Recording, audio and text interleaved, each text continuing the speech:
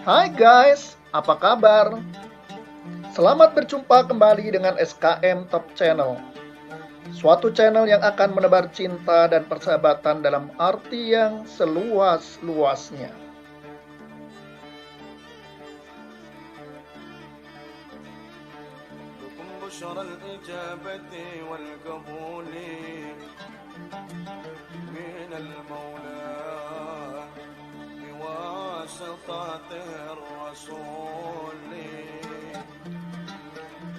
Kita akan melanjutkan tentang episode Menabur Cinta ke Sang Aulia dengan judul Panjalu, antara ziarah, wisata air, dan jelajah hutan cagar alam, bagian 1.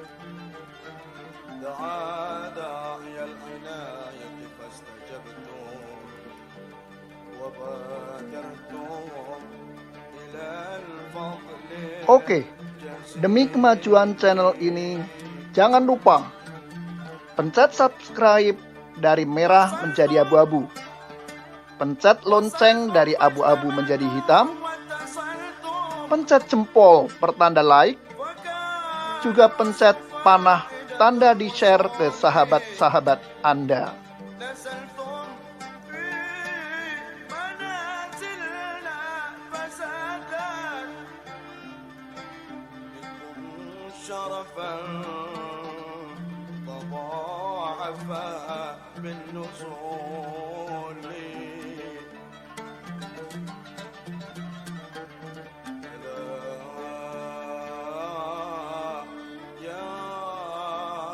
مرحبا أهلا وسهلا بكم يا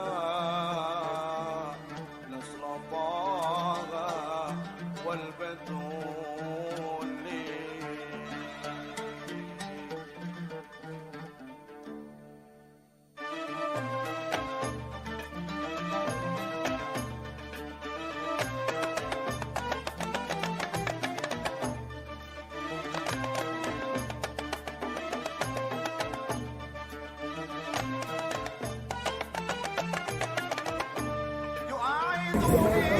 Ini tempat parkir atau terminalnya menuju ke makam Said Ali bin Umar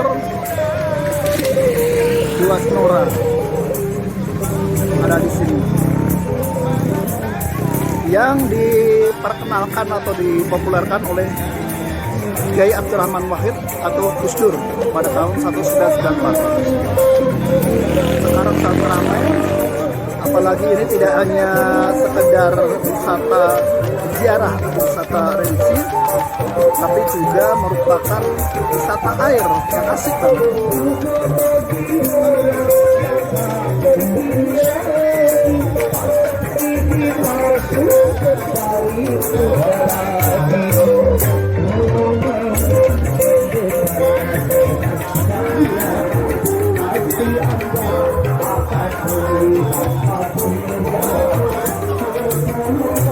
Nah, ini warung yang bisa untuk mampir nih. Saya juga tadi makan di sini. Lumayan sih, masakannya juga lumayan enak. Harganya juga mudah dipastikan sesuai dengan kantong kita. Bahkan Pak Kiai dan Kiai juga makan di sini.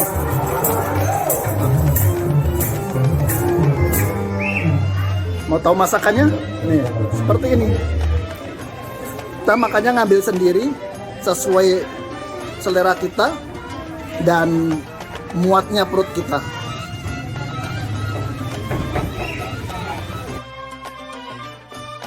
Selamat datang di objek wisata Situlengkong Panjalu. Salah satu objek wisata religius di Tatar Sunda yang banyak diziarahi orang selain makam Syekh Haji Abdul Muhyi di Pamijahan, Tasikmalaya, yaitu makam Prabu Haryang Kancana atau Mbah Panjalu atau Syekh Panjalu yang bernama Islami Syekh Sayyid Ali bin Muhammad, putra Sangyang Boros Ngurah. Makam ini berada di sebuah pulau bernama Pulau Nusa Larang atau Nusa Gede Larang. berada di tengah-tengah danau atau situ bernama Situ Lengkong, seluas 70 hektar. Dipagari oleh bukit bernama Bukit Pasir Jambu, dikelilingi oleh benteng alamiah berupa rangkaian pegunungan. Dari sebelah selatan dan timur berdiri kokoh Gunung Sawal. Bagian baratnya dikelilingi oleh benteng alami, yaitu Gunung Cakrabuana yang dahulu menjadi batas dengan Kerajaan Sumedang Larang. Dan di sebelah utaranya memanjang Gunung Bitung yang menjadi batas Kabupaten Ciamis dan Majalengka, yang dahulu merupakan batas Panjalu dengan Kerajaan Talaga. Secara administrasi pemerintahan, termasuk ke dalam wilayah Desa Panjalu, Kecamatan Panjalu, Kabupaten Ciamis, Provinsi Jawa Barat.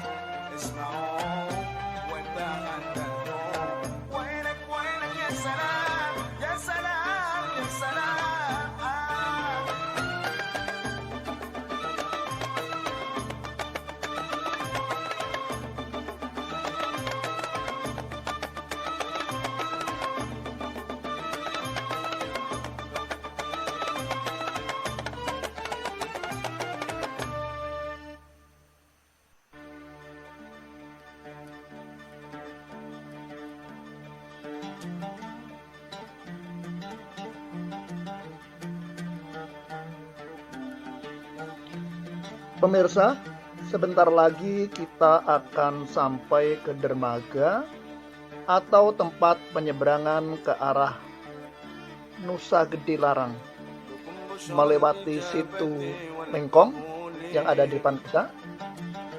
Di sini wisatawan atau peziarah yang berkumpul menunggu naik perahu dari sini menuju pulau tersebut sudah banyak banget.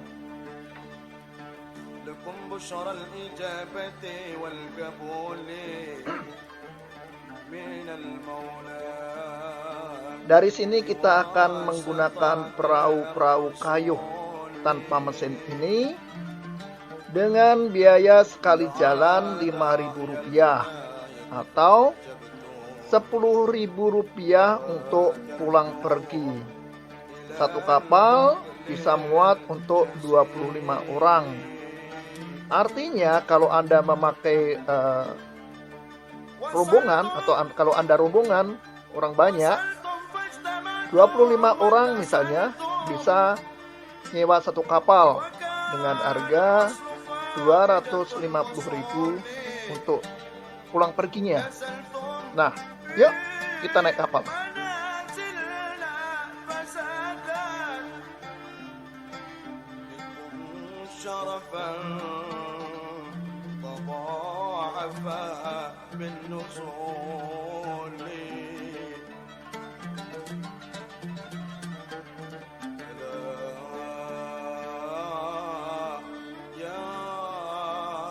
مرحبا أهلا وسهلا بكم يا نسل طه والبتول.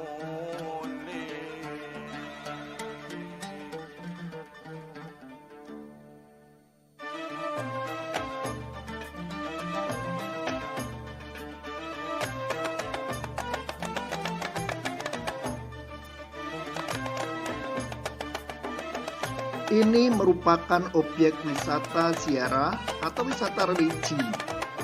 Oleh karena itu yang kita temui kebanyakan pengunjungnya adalah ibu-ibu muslimat, bapak-bapak berpeci atau santriwan dan santriwati. Sangat jarang wisatawan umumnya. Makam itu terletak di sana, di Pulau Nusa Larang itu. Pulaunya sangat rimbun karena memang cagar alam sejak zaman Belanda.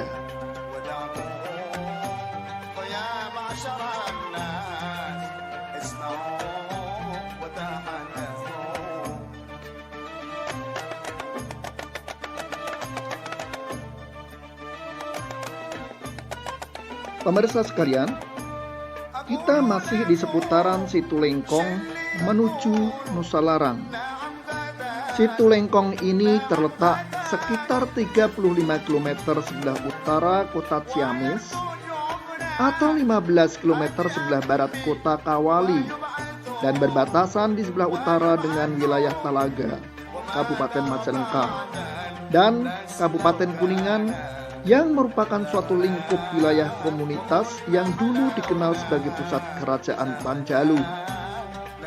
Temuan-temuan data kepurbakalaan, nilai-nilai sosial kultural, serta jejak sejarah lainnya yang kini masih lestari memberikan petunjuk tentang masa lalu kota itu sebagai kota kerajaan kuno yang dikenal sebagai Kerajaan Soko Galuh Panjalu.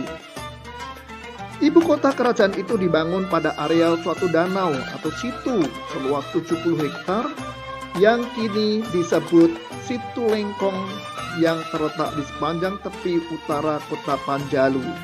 Inilah danau itu, inilah Situ Lengkong itu. Sekarang terdapat 3 buah nusa atau pulau kecil pada situ tersebut yang masing-masing digunakan sebagai tempat bangunan istana kerajaan, kepatihan, dan staf kerajaan dan sebagai taman rekreasi. Pendiri ibu kota kerajaan adalah tokoh karismatik leluhur Panjalu bernama Boros Ngora atau Sang Hyang Boros Ngora, Raja Panjalu Islam pertama.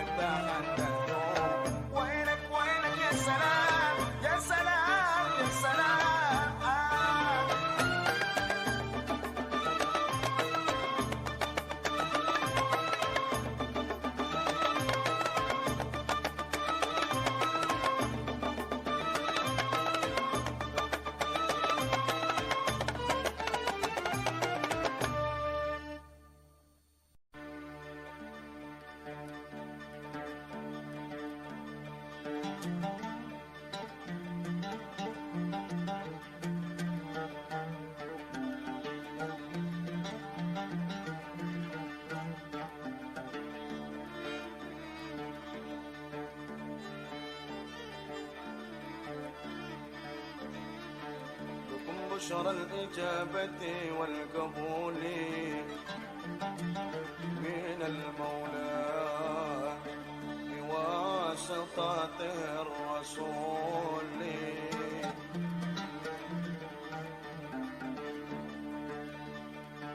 لكم بشرى الإجابة والقبول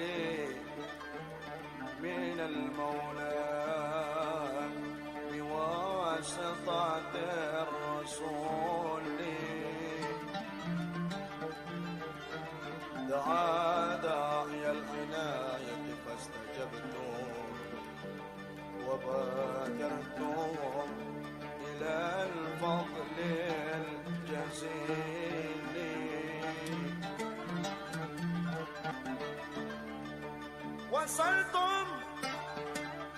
وصلتم فاجتمعتم واتصلتم وكان الوصل فائدة الوصول. نزلتم في منازلنا فزادت بكم شرفا تضاعفا بالنزول.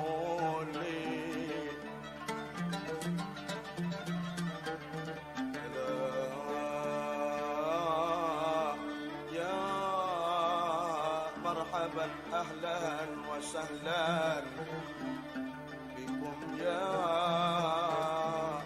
نسل طه والبتول.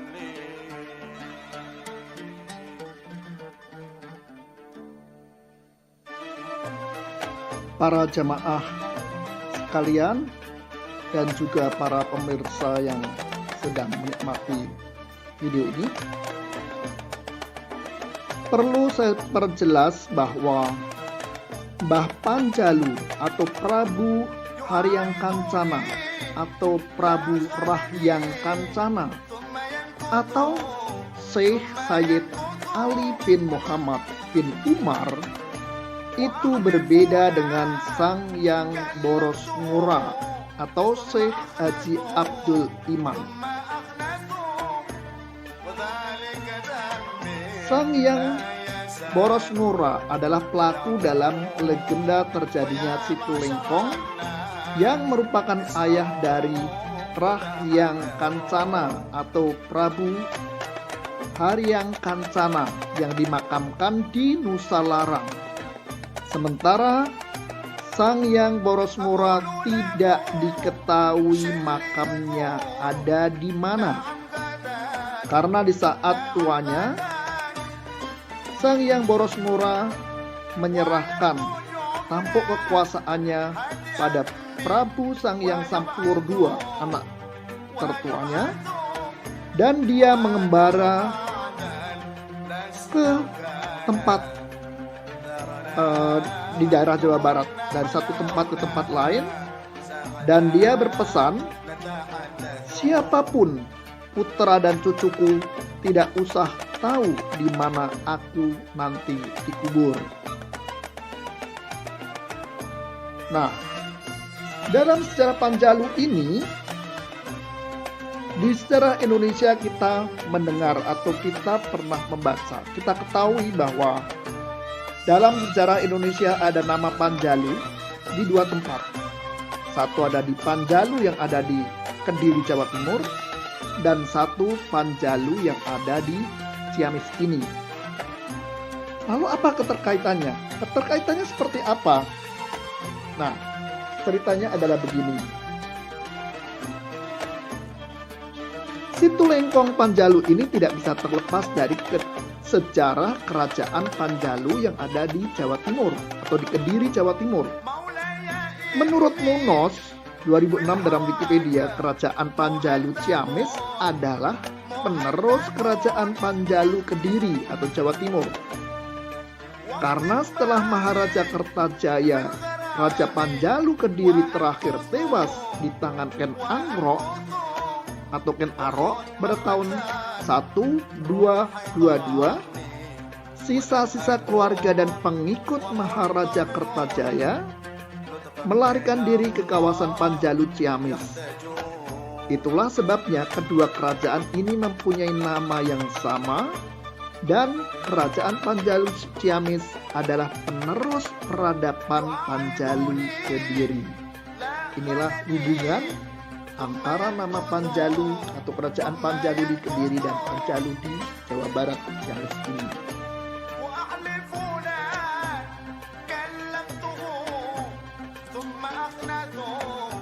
Legenda tentang terjadinya Situlengkong ini menurut Babat Panjalu dikisahkan salah seorang penguasa kerajaan Panjalu adalah Prabu Sang Hyang Cakradewa. Sang Hyang Cakradewa memperistri seorang putri Galuh bernama Ratu Sari Kidang Pananjung dan mempunyai 6 orang anak, yaitu Sang Hyang Lembu Sampulur II, Sang Hyang Boros Ngurah, Sang Hyang Panji Barani, Sang Hyang Angga Runting, Ratu Mamprang Kancana Artaswayang, dan Ratu Pundut Agung yang diperistri oleh Maharaja Sunda. Petilasan Prabu Sang Hyang Cakradewa terdapat di Cipanjalu. Putra tertuanya Sang Hyang Lembu Sampulur II menjadi putra mahkota, sedangkan putra keduanya yaitu Sang Hyang Boros Ngurah dipersiapkan untuk menjadi patih dan senopati kerajaan atau panglima perang. Untuk itu dia harus kuat. Sang Hyang Boros Ngora harus kuat dan harus sakti. Lalu Sang Hyang Boros Ngora pergi berkelana, berguru di sepanjang Pulau Jawa. Berkelana dan berguru kepada para brahmana, petapa, resi, guru, biku sakti di seluruh penjuru tanah Jawa, dengan memegang prinsip anggon-anggon kapanjaluan atau falsafah hidup orang Panjalu, yaitu mangan kerana halal, pakai kerana suci, tekad ucap lampah sabenere, dan Panjalu tunggul rahayu tangkal waluyo. Beberapa tahun kemudian, sang pangeran pulang dari pengembaraannya dan disambut dengan upacara penyambutan yang sangat meriah di Keprabon Dayeh Luhur. Prabu Sang Hyang Cakradewa sangat terharu menyambut kedatangan putranya yang telah pergi sekian lama tersebut. Dalam suatu acara, Sang Prabu meminta kepada Sang Hyang Boros Ngora untuk mengatraksikan kehebatannya dalam ulah perang dengan bermain adu pedang melawan kakaknya, yaitu Sang Hyang Lembu Sampulur II. Ketika dua pangeran itu tengah mengadu kehebatan ilmu pedang itu, tak sengaja kain yang menutupi betis Sang Hyang Boros Ngora tersingkap dan tampaklah sebentuk rajah atau tatu yang menandakan pemiliknya menganut ilmu kesaktian aliran hitam. Sang Prabu segera memerintahkan Sang Hyang Boros Ngora untuk membuang ilmu terlarang itu dan segera mencari ilmu sejati, yaitu ilmu yang menuntun pada jalan keselamatan. Sebagai indikator apakah Sang Hyang Boros Ngora telah menguasai ilmu sejati atau belum, maka Sang Prabu membekalinya sebuah gayung batok kelapa yang dasarnya diberi lubang-lubang sehingga tidak bisa menampung cidukan air. Apabila sang pangeran telah menguasai ilmu sejati, maka ia bisa menciduk air dengan gayung berlubang-lubang tersebut.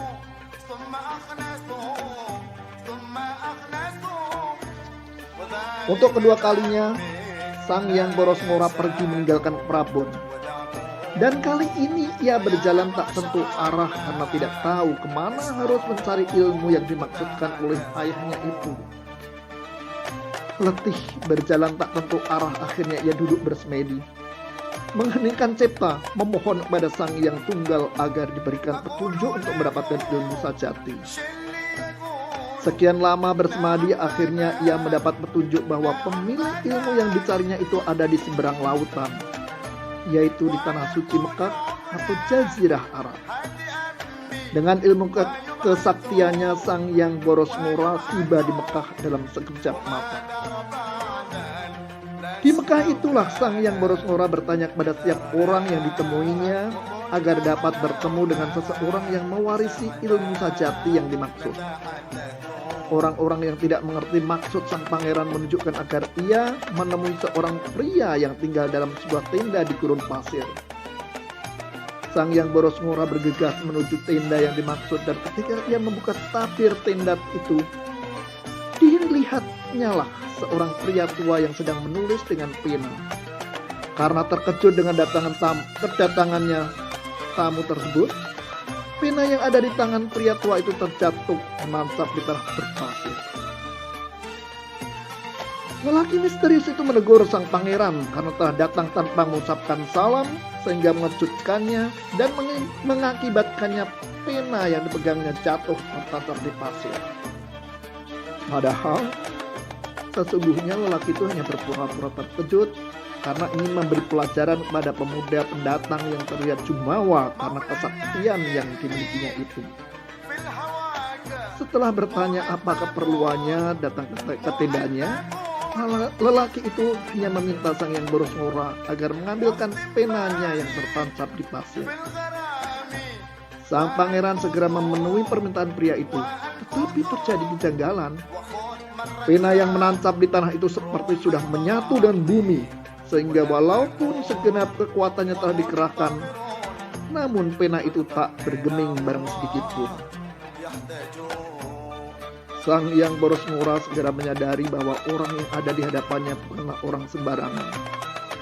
Sebagai seorang ksatria, ia mengakui kehebatan pria itu dan memohon ampun atas kelancangan sikapnya tadi. Sang pangeran juga memohon kesediaan pria misterius itu mengajarinya ilmu yang sangat mengagumkannya ini. Lelaki yang kemudian diketahui adalah Sayyidina Ali bin Abi Thalib radhiyallahu anhu. Ini hanya meminta sang yang boros murah. Maksud saya, Sayyidina Ali hanya meminta sang yang boros murah mengucapkan kalimat syahadat seperti yang dicontohkannya, dan sungguh ajaib, pena yang menancap di tanah itu bisa dicabut dengan mudahnya oleh beliau. Setelah peristiwa itu, sang yang boros murah menetap lama di Mekah untuk menimbu ilmu sajati kepada baginda Ali radhiyallahu anhu, yang ternyata adalah din al-Islam, agama Islam. Di akhir masa pendidikannya, sang yang boros murah diberi wasiat oleh baginda Ali agar melaksanakan syiar Islam di tanah asalnya. Sang yang boros murah yang sekarang bernama Syekh Haji Abdul Iman kemudian diberi cenderamata berupa pedang, cis atau tombak bermata dua atau dwisula, dan pakaian kebesaran. Sebelum pulang, Syekh Haji Abdul Iman juga menciduk air zam-zam dengan gayung berlubang pemberian ayahnya, dan ternyata air zam-zam itu tidak menetes, yang berarti ia telah berhasil menguasai ilmu sajati dengan sempurna.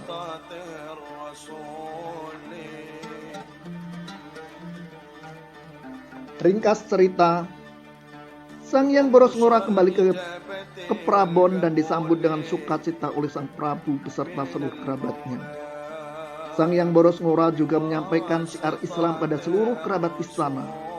Sang Prabu yang telah uzur menolak dengan halus ajakan putranya itu dan memilih hidup sebagai pendeta, sebagaimana kehendaknya dahulu, dan menyerahkan singgasana kepada putra mahkota, sang yang lembu sampulur II.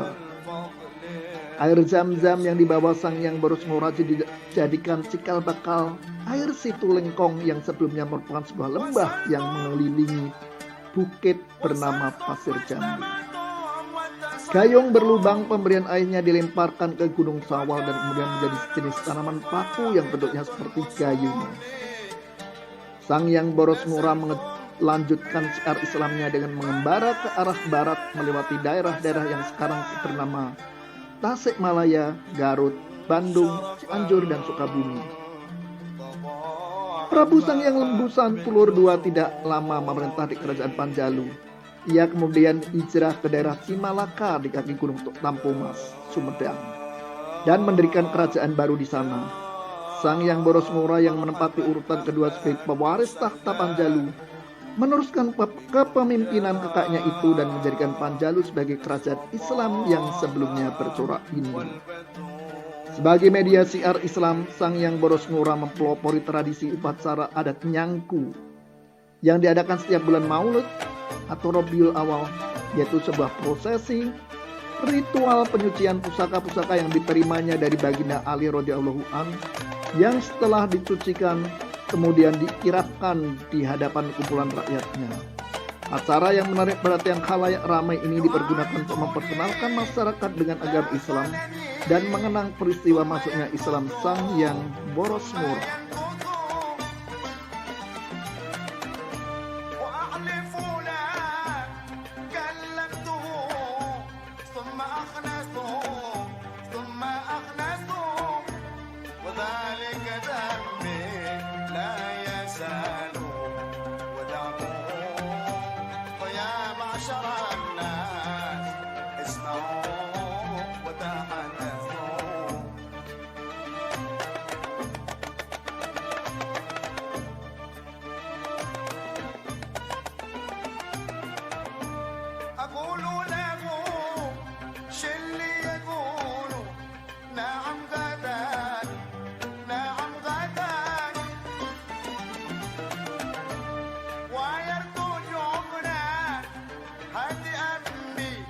ويبعث وما درب